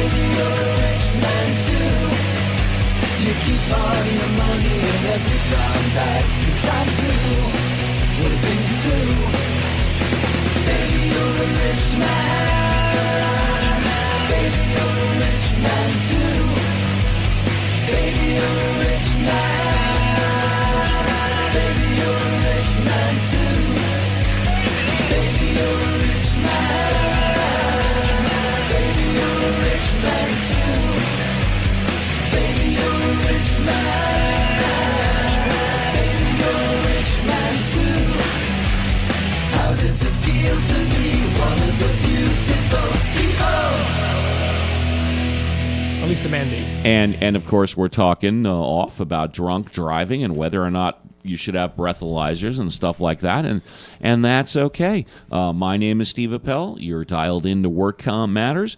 We're brought to you by A1 Law, Santa Monica Tickets, and of course ABC Rugs. One of the shows we did earlier in the year is called Expedited Hearings, and they're here coming up. I'm sorry, is an excerpt from Expedited Hearings. Well, I'm set for expedited hearing. My case is set for exactly 8:32 a.m. I show up at 8:25 a.m., 7 minutes early. The judge comes out at approximately 8:32, 8:33, calls the calendar, calls my case name. Yes, Your Honor, I'm representing the applicant. My client is here. We are ready to proceed. Is defendant here? No, Your Honor, I don't know where the defendant is. Defendant shows up about 15, 20 minutes later, naturally late, okay? Defendant doesn't have any authority because defendant hasn't been able to contact their client. Okay? So we end up waiting and waiting and waiting and waiting. And then come about 10 o'clock or 10:15, steam's starting to come out of my ears. I'm starting to get a little fidgety. I'm starting to lose a little bit of my professionalism. I'm getting a little sarcastic and condescending. Any of you know me when I'm frustrated, I fully admit it. That's the way I am. Eventually at 10:30, give or take, judge says, fill out the steps and issues. She still hasn't been able to reach anybody. We start filling out the steps and issues, da-da-da-da-da-da-da-da. Of course, she takes a picture of it because she has to show it to her supervisor to make sure it's okay. She's essentially top sheeting the file. She's green, whatever the case may be. Well, lo and behold, come about 11:45, she got authority for everything we asked for. We signed on the dotted line. I said goodbye to the judge. I'll see you in about 3 months. And that ended the appearance. My point being is that if you are prepared, if you know your file, if you are ready to go, I don't think that the WCAB is standing in the way of you proceeding to try your case. You can get an expedited hearing in 30 days, and in fact, it's better than that. You file a DOR for an expedited hearing, and the law says, the code says, you're supposed to get a decision within 30 days, which arguably means if the case is set on the 30th day, you have to get a decision from the bench. Now, I ask all of you workers' compensation people, how often do you get a decision from the bench? You don't have to answer that, but ask yourself this. How many times have you been to an expedited hearing where you actually went on the record?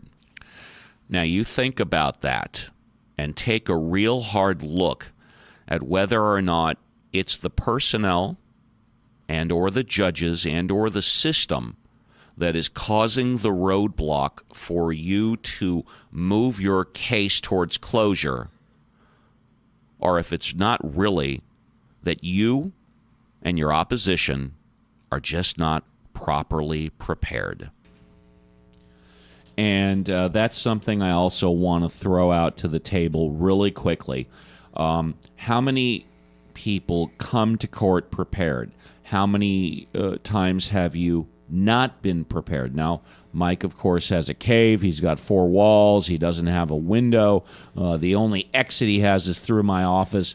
Ted, how often are you prepared, and how often is the opposition prepared? Well, I'm always prepared because, doing this for as long as I have, you run into the same issues all the time. So it's a no-brainer. The majority of the time, they'll decide they're not prepared because it often falls to someone who's never handled the case before, and they're just pawned off on them. So they'll show up not knowing anything about the case, nothing whatsoever. So I've found often defense reps or defense attorneys literally scouring through their file trying to figure out what's going on. And some of them are just honest, Ted, I don't know. I just got the file. I have no idea what's going on. I'm the first one to admit that occasionally, although rarely, I am unprepared. And when I'm not, I give it up. I walk right up to the defense. The first thing that I say is, I just got this file. I don't know what the heck is going on. If you could be so kind, let me know. Mm-hmm. And of course, some have said, screw you, let the chips fall where they may. Right. But other people's, when I develop the relationships, they let me in. Steve, here's what's going on. What do you want to do? And, of course, let me call my client. Robert, you've got your fist in front of your mouth. You're rubbing your chin. You let me know. How often are you unprepared, and how often is the defense unprepared? Well, so I'm electronic. I have a pad with all of my files on it. So I would say that I am never unprepared because I always have every file in my entire office at my fingertips. We're all on the cloud. It's fantastic. So in that sense, I will never be without a document. if it was served and scanned, and everything gets scanned per mailing rules that we have here in the office.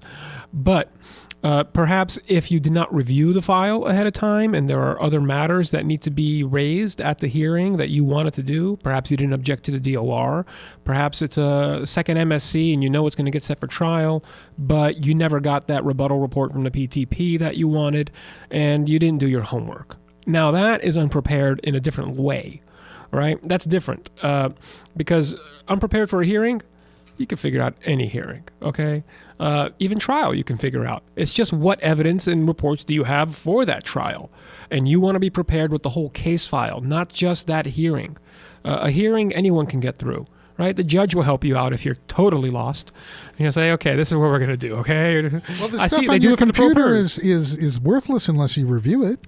Well, of course. And are conversant in it. But you need to have the reports available. You can't have a defense counsel tell you, hey, based on this report here, we're going to settle or we're going to offer you this amount. And you don't even have the reports, or you're just asking, well, can I see a copy of that from your file? Maybe I can take a look. Right? That's bad, okay? Because then you're taking the defense attorney's word for the issues in the case. They might not tell you about like retro TD or something of that nature. So you're going to want the old files there. But after you have your files there, there's only 5 rights in workers' comp. You can itemize it, right? It's not too hard. No, there's only 5 types of benefits. There's considerably more rights. Well, we call them the 5 benefits, the 5 rights. Well, I didn't know that. I didn't know that. Well, either way. I understand because there's death benefits and things like that are different rights, correct? Outside the 5 living And I was going to case. say temporary disability, permanent disability, vocational rehabilitation, death, and treatment. Well, I was going to say, no, the 5 rights that we teach everybody for you can call it living cases, inter vivos cases, right? Or TD, PD, life med voucher reimbursement. Those are the big 5. Reimbursement is treatment? No, it's number 5. That's number 3. Life medical. Oh, okay. LMC, life medical care. Number 1, TD. Number 2, PD. Number 3, lifetime medical care / current medical care. Number 4, coupon for school pending on restrictions in the final report, a.k.a. voc rehab. There's a lot of law there. Yes. Listen, everything is going to fall in workers' comp into one of those 5 holes, one of those 5 boxes, okay? Agreed. If it doesn't fall in there, it's not your rights in that building. You're probably talking pain and suffering. You need to go across the street, sir, try to sue somebody, That's senor. right, yeah. In this building, we have your disability value and you have your medical. Based on what your medical is, we can try to settle your case if insurance wants to negotiate. But please remember, negotiation is not one of your rights. That's Negotiation exactly is correct. a relationship. And settlement is not one of your rights either. And I hope you were listening to this. And that is an excellent segue to a show we did on Who's Listening. I hooked up with not only a defense attorney I had known for 20 years who fell asleep listening to the show. And by the way, I take that as a total 100% compliment. But I also met up with Robert, the Uber driver. And here is a segment from Who's Listening and Robert, the Uber driver. The next person that I had a conversation with who was listening to the show, I've known him for about 48 to 72 hours. His name is Robert Kate. We'll refer to him as Robert, the Uber driver. And in fact, that was Robert on the opening. And I want to tell you a little bit about Robert, the Uber driver.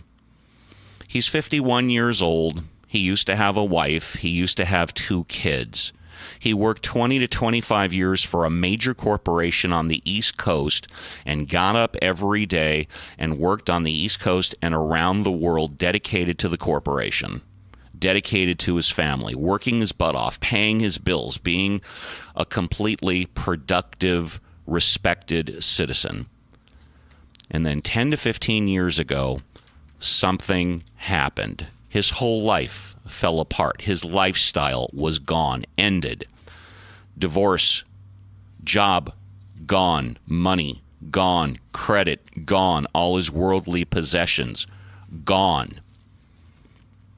Why? I didn't ask him, and I didn't think it was my place to. I have my own suspicions, and I'm not going to mention that. But what I wanted to say is now, this is how I met him. Now Robert, the Uber driver, is driving a car on a daily basis to support himself. He also does not have a steady place to live, so he's living place to place, day by day. Motels, hotels, Airbnb. I wouldn't be surprised, he didn't say it, if maybe a night or two he spent a night in the car. But I got the chance to get to know Robert, the Uber driver, and it wasn't over text, it wasn't over Facebook, it wasn't over Instagram, it wasn't over Snapchat, although those certainly have their places for the type of communication that you choose to have. But my type of communication with Robert, the Uber driver, in the past 24 to 48 hours was over a meal, was over drinks. We smoked together. We looked each other in the eye. We shook hands and parted as friends and hopefully colleagues. And I look forward to the next day, whether it's in person, over the phone, or maybe contributing to the show, that we get a chance to hear from Robert, the Uber driver, again. And I'm going to tell you why. And as I said before, and I'll say it again, I've made my career, at least the last 11 years, on Van Nuys Boulevard, 1 block from the courthouse, and I go out to smoke my cigarettes every so often. In fact, after this little 1 or 2 minute rant, I'm going to let the guys take it over. I'm going to go smoke a cigarette because Scott does not allow smoking inside Uncle's studios. I very much appreciate seeing the homeless, seeing the fire trucks, seeing the police, seeing the drug addicts, and, of course, seeing the people in $1,000 suits walk up and down Van Nuys Boulevard in front of my office, because it continues to make me appreciate not only what I have, but what I could lose. My name is Steve Appel. You dialed into WorkCom Matters. We're brought to you by A1 Law, Santa Monica Tickets, and, of course, ABC Rugs. We'll be back after a short musical break. 1, 2, 3.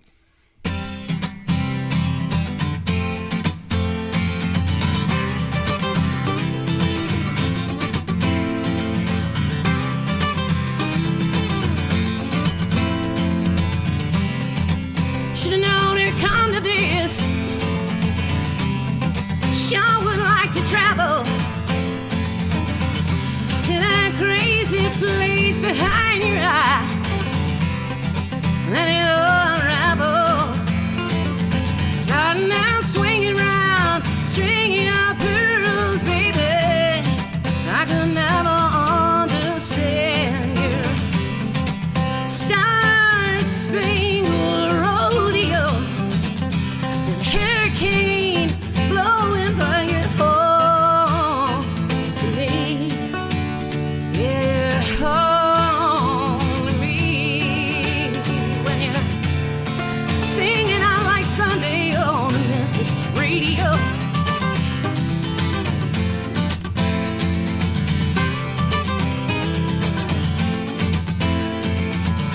You know you scorch my soul like the sun sinking in the sea.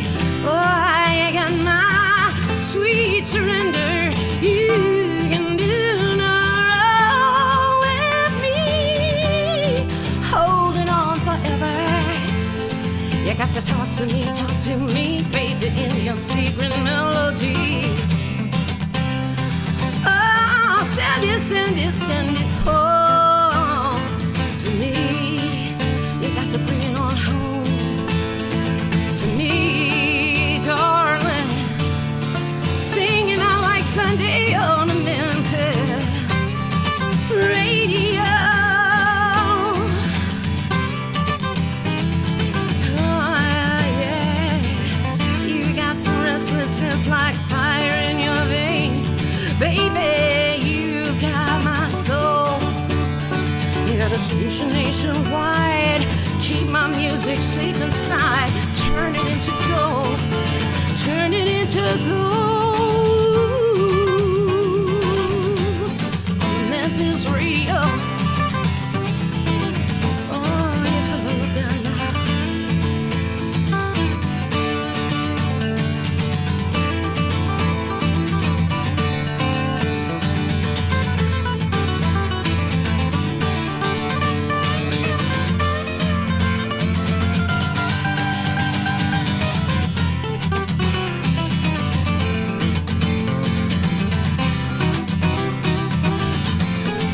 Baby, send it home to me.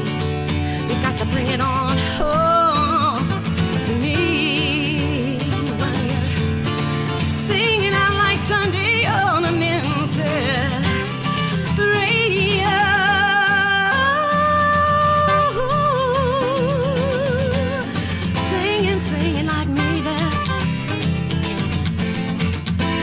it out like muddy on a Memphis radio. Yeah.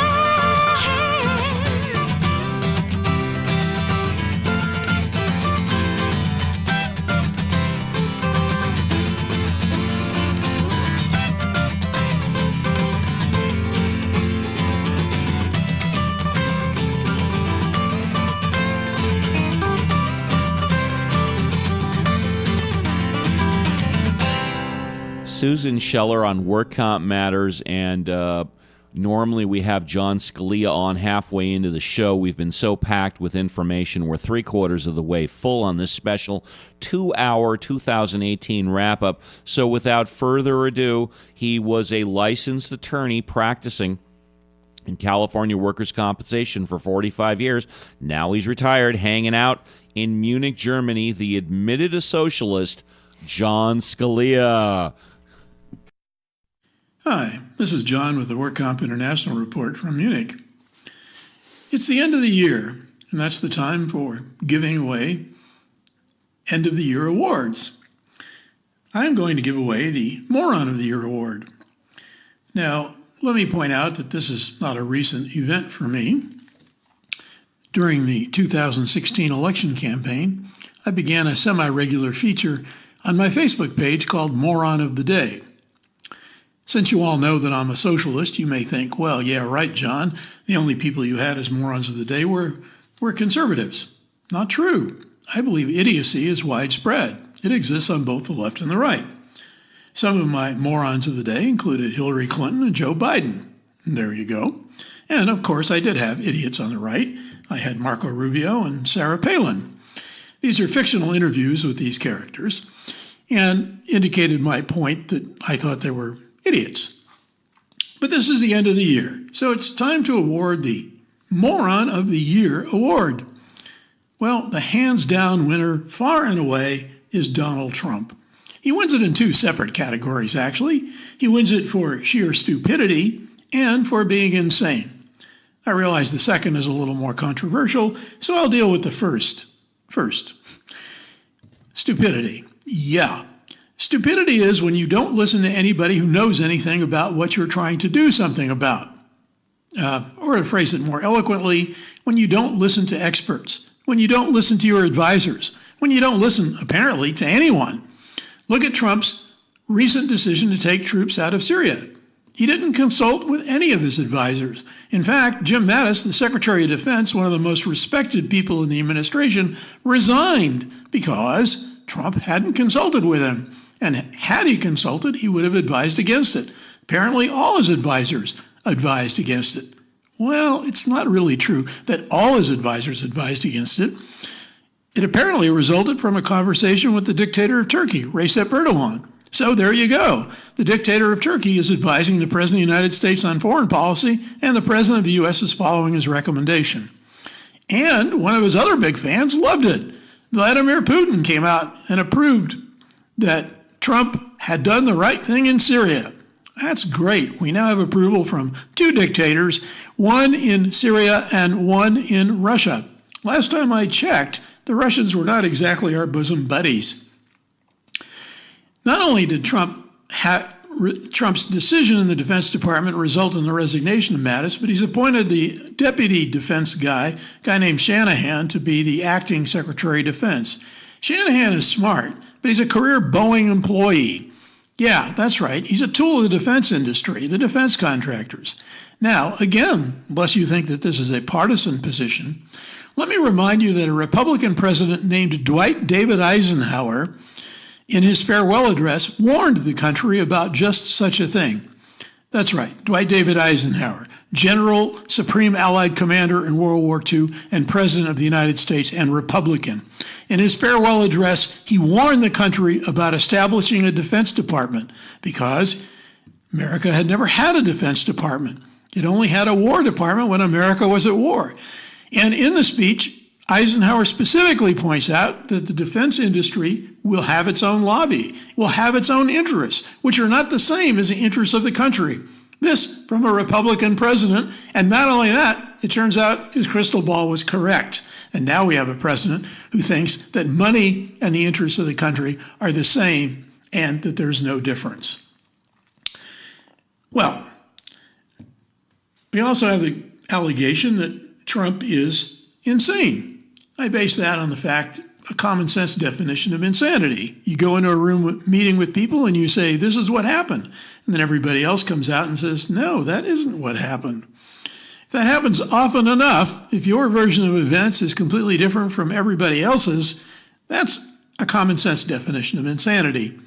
I'm not going to get into the clinical definition, which comes from the Diagnostic Statistical Manual, which I'm familiar with, having cross-examined my fair share or unfair share of psychiatrists and having to become familiar with it. Just believe me, Trump meets the criteria for clinical insanity. Anyway, he's the runaway winner for this year's Moron of the Year award. Congratulations, Donald J. Trump. Nope, that's the View from Munich this week. To me. And yes, and I was going to say, John, thank you very much for contributing. Although I have to disagree with you about your definition of insanity. I always thought the definition of insanity was somebody who constantly repeated the same thing over and over, expecting to get change, but continued to repeat the same thing over and over. No disrespect, John, but does that remind you of somebody that both of us know? What can I tell you? My name is Steve Appel. You're listening to Work Out Matters. We're brought to you by A1 Law, Santa Monica Tickets, and, of course, ABC Rugs. This year, we had some good shows called Recipe for Success, where the guys all gave their food recipes. We also had a show on Inside Work Comp Matters, where all the guys on videos talked about why they like to be on the show. We had a show called Torture, where the journalist Jamal Khashoggi was killed and his body dismembered. We also did a show on midterm elections, Speak for Itself. One of the most recent shows we did on audio and video was The Man, the Animal. I admittedly have a man crush on him, Michael Burgess. And, of course, we mentioned Kristen Chavez. We don't normally go this long, so I am having a nicotine fit. I am going to step away from the microphone. I'd like my buddy, my protege, my chief of staff, Mike, to take over the show for about the next 5 minutes. Mike, do about 3 news stories with the guys, and then you guys can stop and do whatever. I'll be back when the cigarette is out. I think I'll do my year in review first. Oh, well, without further ado, he's going to do his year-end review. In fact, this would be a good time. Mike, take up to 5 minutes. Ted, if you want to say something for 5 minutes. Robert, if you want to say something for 5 minutes. Go. Okay, as far as the year in review, I got it broken down into a few categories. One is music guys in the studio. We had Weird Al Yankovic, and I remember Robert wanting a selfie with Weird Al Yankovic, but Weird Al was knee-deep preparing for a tour, and so that didn't happen. Yeah, Weird Sorry Al. about that. He's a legend, Robert. though. You know what? I was in the same building at the same time as Weird Al. That's still pretty cool. He was right next door. He was right on the other side of this wall. The brothers Johnson and the surviving brother George Johnson. Right. And there was the cast from the music video that they were shooting that was also interesting. We had Emilio Castillo from the Tower of Power, a great funk band. I saw them when I was like 18 and they blew me away. We had Vince DiCola in here. He's a composer for stuff like the Rocky IV soundtrack. He was in studio preparing for a show, and we got to watch him live, and it was like watching Emerson, Lake and Palmer. Of course, our in-studio guest, Laura Wilson, the VR specialist, Michael Burgess, the applicant's attorney, Kristen Chavez, the CEO of WorkComp Central, Mark Reed, the congressional candidate, Daniel Brin, the assembly candidate, Lou Shapiro, criminal defense attorney on the demise of the cash bail system, Barbara Thompson on mediation, Dave Hagan on bankruptcy, and we had John Scalia in a couple times, and that was great. The topics that I remember are how we covered Memorial Day, our personal heroes, how we covered guns, and how we covered Supreme Court nominee Brett Kavanaugh. My best recollection is that we almost always, at least we try to, tackle the issues of the day head on. As for what I don't like, I guess I don't like because I'm old, sometimes it's late. But Ted, you want to say anything about what you remember being cool this year? Well, I'll tell you what I remember most about the year. And first and foremost is just a group of guys that we have here at the show. It's an amazing amalgam of personalities and opinions. And we have a great deal of respect and admiration for each other. I count you guys amongst my friends. What I enjoy about the show the most, though, is when Robin and I get into it. I got to say that's good, too. I appreciate it, too. Good I got to stuff. say, I like it, too. I like it because it's a nice exchange of opinions, and everyone's respectful but strong. Right. That's what's fun about it. It's the strength and the respect at the same time. It's And playing there's things at varied high opinions. stakes. Yeah. No, and it is. And you know, Steve taking the helm and being at the helm, I love the fact that he allows the show to flow the way that it does. You know, there's no subject matter that's off limits. We can talk about whatever. And that's one of the things I enjoy the most about it. The shows that I enjoyed the most was the debate that we had about the Kavanaugh hearing and about the Me Too movement. We did do a show on Brett Kavanaugh. Yeah. Back. Couple. Right. Yeah, 3 or 4. Right. The show that we did about guns and gun control and what that meant for the country. When we talked about the polarization of politics with the election of Trump coming into office and a lot of things that have kind of gone south as a result there too, where you have the racism and hate crimes on the rise and so forth. Charlottesville. Right, yeah, Charlottesville, yes. Those were the most memorable aspects. Outside of on a personal note, you know, my youngest son being accepted in the University of Arizona. He's a Wildcat. Yeah, I went to U of A. You know that? I went to No, U of A. I didn't know that. I went No, I to didn't U of know A my that. freshman Hey, year, right and then on, I man. transferred to SC because I had hay fever. That was the best. Apparently, I need more Her human son's a conditions. cat. Good. Yeah, good Tucson. Yeah. Good transition. I live there. Right. I'm assuming while I was gone, it was Mike and Ted, right? Right, yeah. Okay, Robert, take like 2 minutes and go for it. And Oh, Ted's not done. Hold on. and oh, then- I'm sorry. And the last thing is that based on our relationship and the confidence that Steve has in me, he actually sponsored my own podcast called The Voice of Reason, which I have enjoyed doing. Which is immensely. continuing to next year for the first quarter, just like Work Comp Matters. And I love it. And I love it. So that's my sum up of 2018. Very nice. And, you know, I'm actually going to pick up where Ted left off because for me, there was 2 big things of 2018 in this show that I appreciate and I want to just mention. First, like Ted said, it's the diversity of opinion. You actually don't know who's going to have what opinion. Sometimes we surprise each other, right? You guys expect some sort of conservative opinion from me, and I'm the hard left one, surprisingly. And then other times, I'm very much on the right. And that's the second time. That's the second thing that I appreciate. Not just a diversity of opinion, but my opinions are not all formed. I'm not a know-it-all, and I like listening to other opinions because I'm learning. I'm becoming a better person, you can say. You're right. You guys have a little bit of experience on me. I don't want to call you old. That's not what I'm saying. That's so cool of you to say that. But I do appreciate your opinion. Well, listen, we've had conversations here with Ted where I have turned around and said, you know what, Ted, you're very right. Or I may have overstated it, and, that is just too strong of an opinion for such a broad stroke. I shouldn't have said such a thing. All right? So you guys put me in check in that sense. And vice versa. We all share that. But, of course, I'm younger than you guys, and I really appreciate that because I am trying to, how should I say, increase my level of discourse. And we're doing that every day. You make me a better lawyer. And, of course, the relationships, right? I think we can tackle just about any issue here and not hate each other at the end because, truthfully, in our hearts, we don't, as far as I know, we don't feel any hate towards anybody, much not less at each all. other. Not at So all. we're open to talk about just about any issue because you know the person behind that, they really do want to love everybody and they want what's best for everybody. They just feel that they're going to come about it a different way, right? So that's the ultimate goal for us is to help and to reach a consensus. But if we get there a different way, that's fine, and that's going to probably be something that we each learn and grow from. I got to tell you, I do hate Klingons. Oh, because I'm a Vulcan.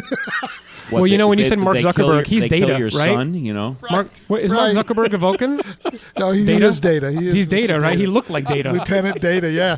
He looked like a robot, especially when he was testifying for Congress. Data, enough. Oh my God! Right. And I couldn't agree more. Speaking of the diverse opinions, this past year, Mark Reed running for Congress of the United States, Hillary Bricken, attorney extraordinaire, talking about the business of marijuana, Dave Hagen talking about bankruptcy. My favorite guest that come on the show, 55-year workers' compensation Don Tobin, who allowed me and gave me the privilege and opportunity to interview him on his last day of his 55-year career. Mark Burton, workers' compensation structured settlement extraordinaire. Raymond Heckmat coming on and talking about divorce. Laura Wilson on the show a couple of times, vocational rehabilitation. And, of course, Daniel Brin, who runs the West Hills Facebook page. And, the story about Zuckerberg, the story about Facebook. But to me, it's all a little bit of something good.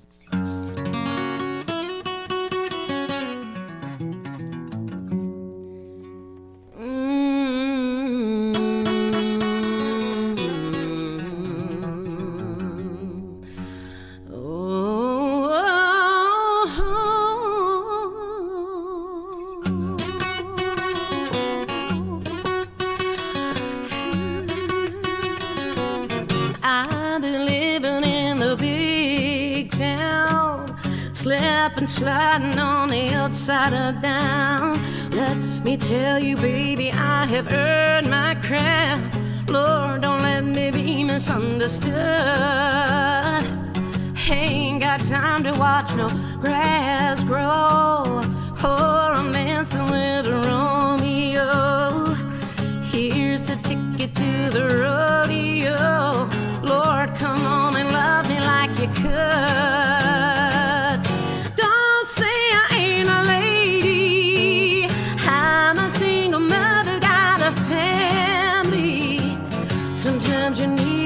Of candy, a little bit of something good, a little bit of something good. See, I drive carpool and I do night school, social network. Oh, I got my arms around the world. Forget about your black book. Come on, baby, take a good look. Oh, the fish is jumping on the hook. Oh, don't think I wouldn't, 'cause I would. Don't say I ain't a lady. I'm a single mother, got my family. Sometimes you need a piece of candy, a little bit of something good, a little bit of something good.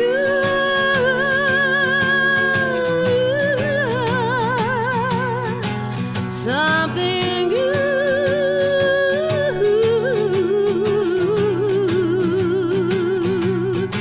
something good.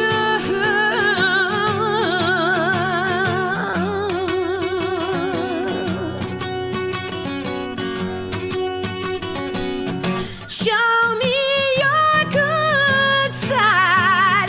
I ain't asking for no free ride. Come on over to my side, and you'll be feeling like you should.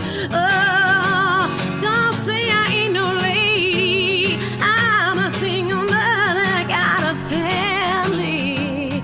Sometimes you need that piece of candy, a little bit of something good, oh, a little bit of something good, yeah, a little bit of something good.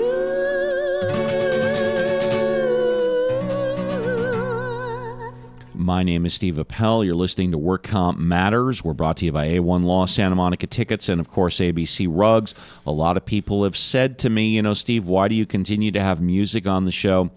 Because it's a little bit of something good. You need a little break, and you need to have some enjoyment to get your news and information in an informative way. Really quickly, let's go through the last 3 news stories. Really quickly. Mike, go. Kaiser Foundation Health Plan recently settled a 2014 class action lawsuit stemming from 2 allegations that it dumped patients with severe mental illness.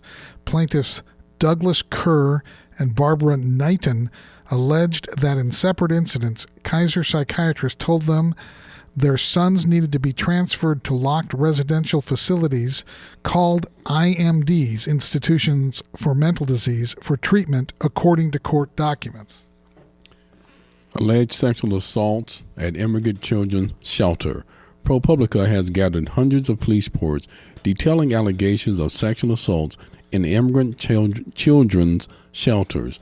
But those reports show that police were quickly and with little investigation closing the cases, often within days or even hours.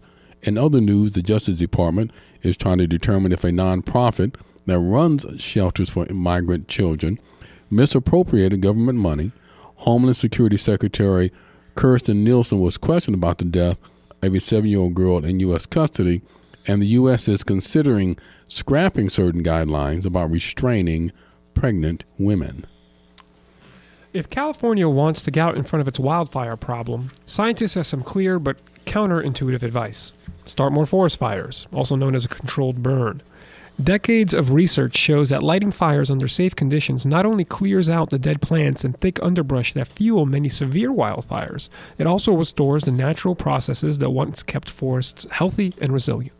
One show that we did this past year, and this will be the last regurgitation on my birthday, and I'm 58 years old, and arguably you could say the show is 2 years old.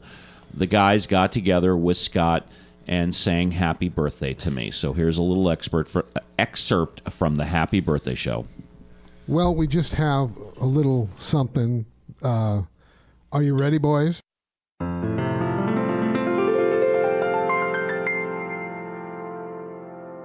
Happy birthday to you. Happy birthday to you. Happy birthday, dear Steve. Happy birthday to you. A day that will go down in infamy. Ted, Thank you, Scott. Ted, I was waiting to hear you go the boom, boom, boom, boom. And gotta love the guys for doing that. Well, it's come to the end, and this is our first 2-hour show. And what can I say? We're 2 years old at Work Comp Matters. Work Comp Central has not renewed the contract, but we have completed the contract. And I suspect that we will be hearing from them again shortly. It's been a hell of a ride for my right-hand man, keeping me in check and hopefully out of trouble at least 90% of the time, the Chief of Staff, Dr. Mike Zyma, the best-dressed man in workers' compensation. And don't be fooled by the suit, Mr. Ted Durden, my protege, attorney Robert Ozeron. On the board, engineering the show, taking care of all the technical difficulties, Scott Walton of Uncle Studio. Back in Munich, Germany, 45-year workers' compensation retired attorney John Scalia. And back at Work Comp Central, I appreciate and thank you very much, all the people that continue to support and approve of this very valuable project, including but not limited to Leaf File and Kristen Chavez. My name is Steve Appel. We will see you again next week, next year, on another edition of Work Comp Matters.